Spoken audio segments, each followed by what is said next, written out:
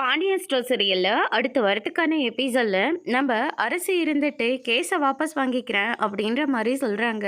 ஜட்ஜும் இந்த கேஸை தள்ளுபடி செய்கிறேன் அப்படின்னு சொல்லிட்டு குமாரை வந்து ரிலீஸ் பண்ணிடுறாங்க. குமார் இருந்துட்டு நேராக அரசுக்கிட்ட போகிறாங்க.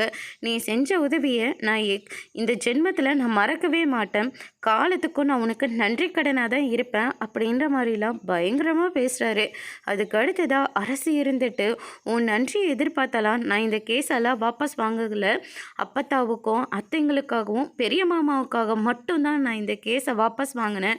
இந்த ரெண்டு குடும்பமும் ஒன்றா சேரணுன்றதுனால தான் நான் உன்னை லவ்வே பண்ண ஆரம்பித்தேன். ஆனால் கடைசியில் நீ என்னை ஏமாற்றிட்ட. ஆனால் இப்போ என் அம்மாவுக்காகவும் இந்த ரெண்டு குடும்பத்துக்காகவும் மட்டும்தான் நான் இந்த கேஸவே நான் வாபஸ் வாங்கினேன். ஆனால் அதுக்காக நான் உன்னை மன்னிச்சிட்டு தான் அர்த்தமே கிடையாது அப்படின்னு சொல்லிட்டு நம்ம அரசி வந்து சொல்லிட்டு அங்கேருந்து போகிறாங்க. அதுக்கு அடுத்ததாக கோர்ட்டில் நடந்த விஷயத்த சக்திவேல் வந்து வீட்டுக்கு ஃபோன் பண்ணி சொல்கிறாங்க. மாறி ரொம்பவே சந்தோஷமாக இருக்காங்க. அரசி வந்து கேஸை வாபஸ் வாங்கிட்டாலாம் அக்கா, இப்போ குமாரை ரிலீஸ் பண்ணிட்டாங்களாம் அப்படின்ற மாதிரி வந்து சொல்கிறாங்க. என் பேத்தி நல்லவனு எனக்கு தெரியும், ஏன்னா அது என் பாண்டியன் வளர்த்த பொண்ணு, என்றைக்கும் தப்பு பண்ண மாட்டா, குடும்பம் கெட்டு போக நினைக்க மாட்டா அப்படின்னு சொல்லிட்டு அப்பத்தான் வந்து சொல்லிட்டு இருக்காங்க.